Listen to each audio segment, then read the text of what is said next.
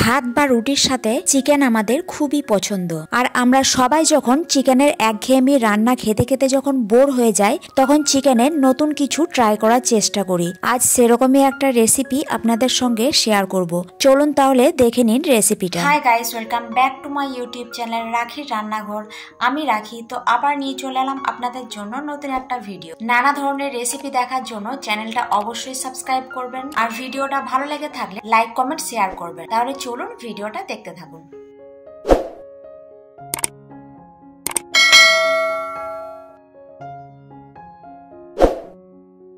Hi guys, নতুন আলু দিয়ে মশলাদার চিকেন বানানোর জন্য চিকেন তো অবশ্যই লাগবে। তো এখানে আমি চিকেন নিয়েছি 500 গ্রাম মতো, আর 250 গ্রাম মতো নিয়েছি মেটে হজমি ঘর। এটা আপনারা নাও নিতে পারেন, আমার মেয়ে আর হাজবেন্ডের খুবই পছন্দ, তাই এটা নিয়েছি। আর এদিকে দেখুন, দুটো বড় বড় সাইজের আলু নিয়েছি।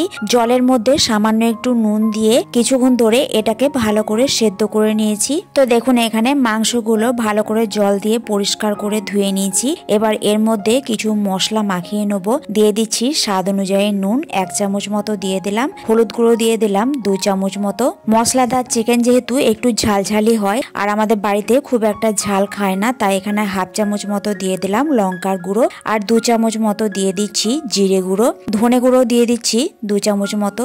মাংস ম্যারিনেট করার সময় দিয়ে দিচ্ছি গরম মশলার গুঁড়ো, প্রায় 1 চামচ মতো দিয়ে দিলাম। আর আদা রসুন বাটাও দিয়ে দিলাম 2 চামচ মতো।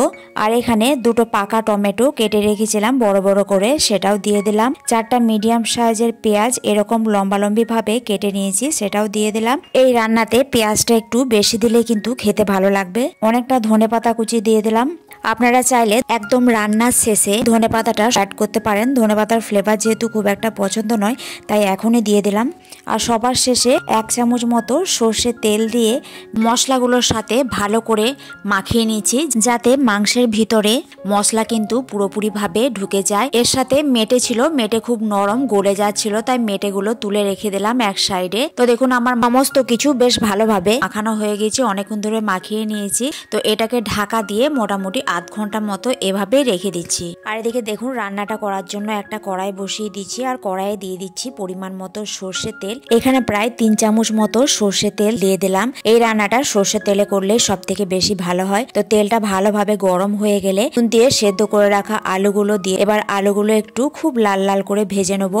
লাল লাল করে ভেজে নিলে কিন্তু খেতেও ভালো লাগবে। তো হাই ফ্লেমে আলুগুলোকে উল্টে পাল্টে প্রায় বেশ ভালোভাবে এই যে দেখুন ভেজে নিচ্ছি। এবার ভাজা হয়ে গেছে আলুগুলো, দেখুন কত সুন্দর লাল লাল হয়েছে। এবার একটা প্লেটের মধ্যে তুলে এক সাইডে রেখে দিলাম।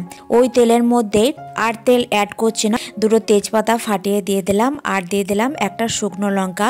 মশলাদার চিকেন যেহেতু, কিন্তু এখানে আমি খুব একটা তেল ইউজ করিনি, আর খুব একটা মশলাও কিন্তু আমি দিইনি। তো কয়েক সেকেন্ড ফোড়নটা বেশ ভালোভাবে একটু ভেজে নিচ্ছি। তো এই যে দেখুন, ম্যারিনেট করে রেখেছিলাম মাংসটা, প্রায় 30 মিনিট মতো রেখে দিয়েছিলাম মাংসটা।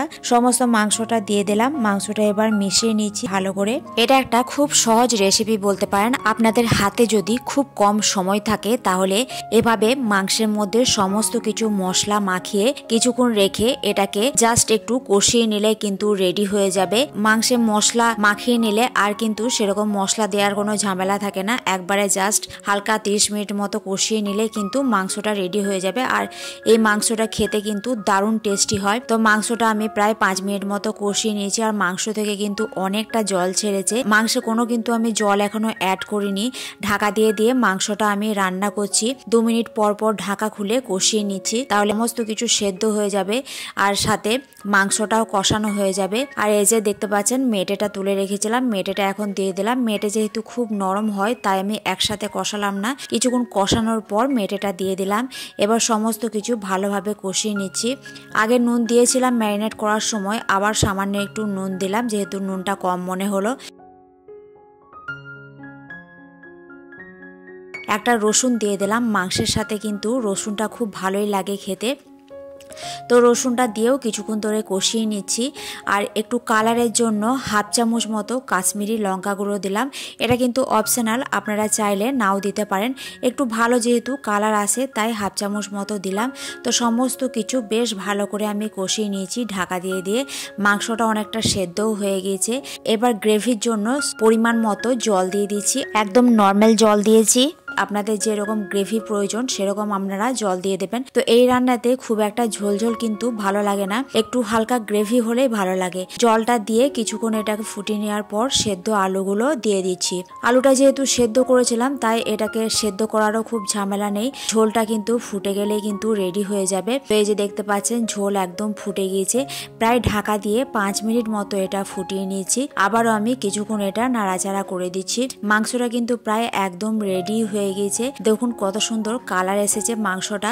একটা তেল মশলা কিন্তু আমি ইউজ করিনি। এই মাংসটা আপনারা ভাত, রুটি, পরোটা, পোলাও যে কোনো কিছুর সাথে সার্ভ করতে পারেন, দারুণ লাগে খেতে। তো রেসিপিটা কেমন লাগলো অবশ্যই কমেন্ট করে জানাবেন। ভিডিওটা ভালো লাগলে লাইক শেয়ার করতে ভুলবেন না। চ্যানেলে নতুন হলে চ্যানেলটা অবশ্যই সাবস্ক্রাইব করে নেবেন। আবার আসছি নতুন কোনো এক রেসিপি নিয়ে। আজকের জন্য টাটা।